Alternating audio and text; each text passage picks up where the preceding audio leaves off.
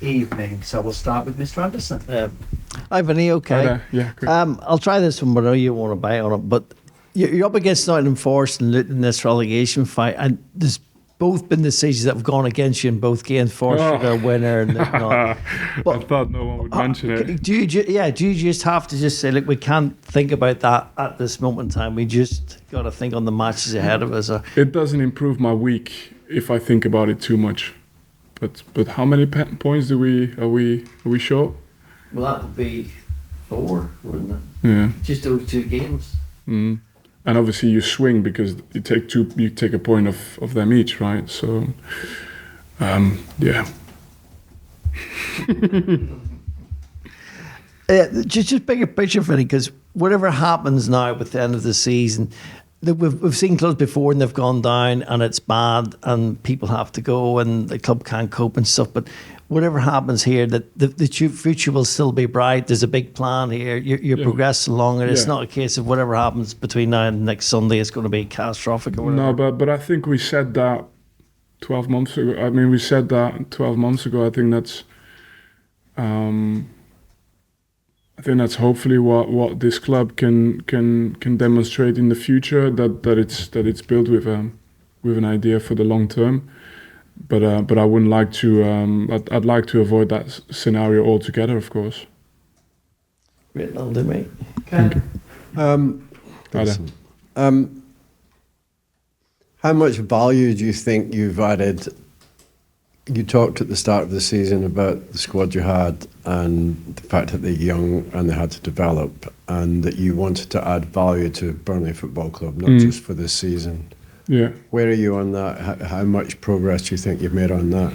Yeah, but I think the value add, it's not just me that wanted to. It's a strategic decision of the club as a whole, and it involves shareholders, board members. You know, it's I think everyone's aligned on that.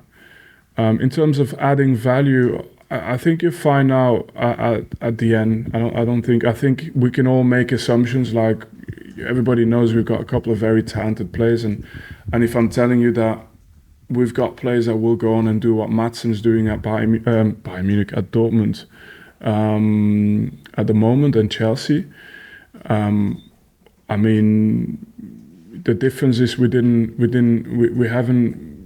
haven't benefited in any way whatsoever of the progression of Madsen, which I would like to, which is normal, by the way. We were very grateful to have him on loan, but. I would like to think that now we're able to at least benefit from the time and that we've invested in the players, and that if they go on and be successful, that we'll get a fair price for them. But when that happens, for me, the later the better. That's for my personal interest, because I can see them, of course, progressing. I can see them being able to compete more and more at this level. But for sure, when they progress, the idea is that it helps the club to grow and be more robust eventually. Because competing at this level, guys, you don't need to. I mean, we're going at Tottenham. What is it, like 60,000 seater with like events of Beyonce and whatever. They're turning up there every 2 weeks for big concerts, and it's so that the power financially of these clubs in the Premier League is only ever increasing. And for us to find a way to sort of live in that space, I think we have to be really clear on what we're good at. Otherwise,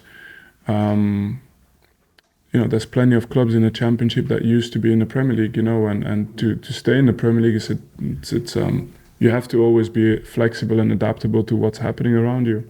So, I mean, the reality, the logical conclusion is it would be pointless. For you, it would have been pointless for you and Burnley and the chairman to go on this exercise and then after one season scrap it and go do something else. No, it doesn't work that way. I don't think, because it's not like we don't know. It's not like we don't know the options that we have. You enter a restaurant, you look at the menu, and you know what you're going to get. You're not asking something off the menu, so we know what options we had. Go more experience, pay more money, higher risk in case we get relegated, higher risk in case they get injured, higher risk in terms of contracts where players don't, like I told you, players don't want to lower the wages if they go into the championship. They want release clauses and stuff. So all these things where you kind of sign a pact with the devil almost just to get you through one season. That's an option. Or the other option was to try and find the right mix, the right balance where you have some sort of experience in the squad that helps the young come through. And these young players that are coming through are then the ones that are hopefully in the future paying for the next crop coming through. And you can that way gradually increase your spend, increase your budget. It's incremental. It's incremental, yeah. Like I said, the fact that our young players have played this much this season, that probably wasn't by design.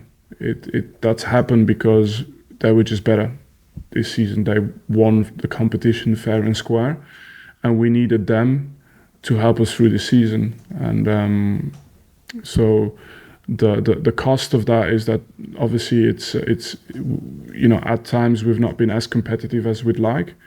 But the benefit of it is that they have made a lot of strides forward. They have improved, and by the fact that they've played in the Premier League, that makes them so much more valuable, but not just valuable financially. I'm talking valuable in terms of the output they will have for us very soon.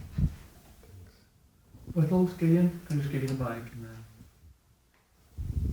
Hi, Vinny. In answer to one of Pete's questions about Maatsen, you said that he never thought he was too big for the club, and that was a great attitude that he had. Yeah.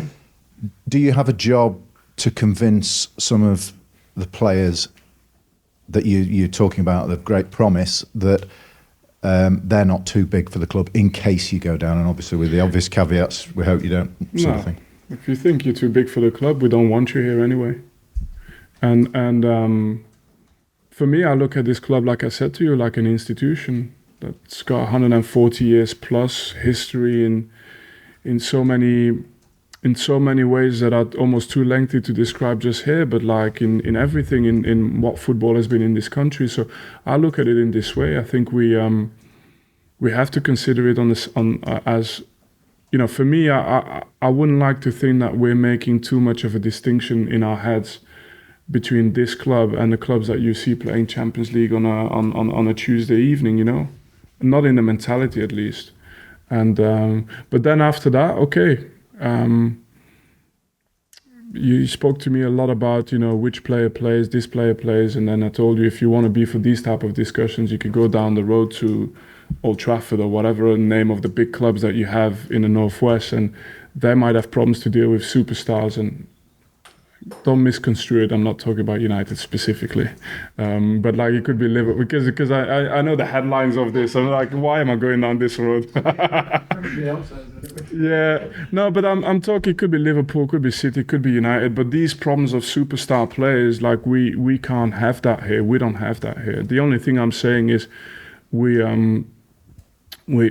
have to look at this club as a special club and a privilege to be here. And if you don't have that in your attitude, you might come through the door, but you won't stay long. Is the club in a better position now than when it went up? Oh my goodness. Better position than when it went down the first time? You can't even compare. Not when it went down, from when it came up. Oh, from when it came up? Yeah, of course. You've improved. Yeah, of course. I don't even think I think that's logical. The issue we had is in my first season when I arrived is we had a depleted squad. We hardly had any players at the start of the season, and I did explain it already in detail in previous conferences. But I think by the end of the season, whatever happens with the results in the next two games, by the end of the season, we have depth in the squad that allows us to make decisions to hopefully be competitive next season, no matter what happens. And we didn't have that 24 months ago. Just finally, which season have you enjoyed with Burnley the most, last year or this year? I'll tell you after the next two games. Okay. It could still change, lads. Yeah. At the moment, it's fairly clear, but that could still change. It's only need a moment. Fingers crossed. Thank you. Thanks, everyone. Thank you. Yeah.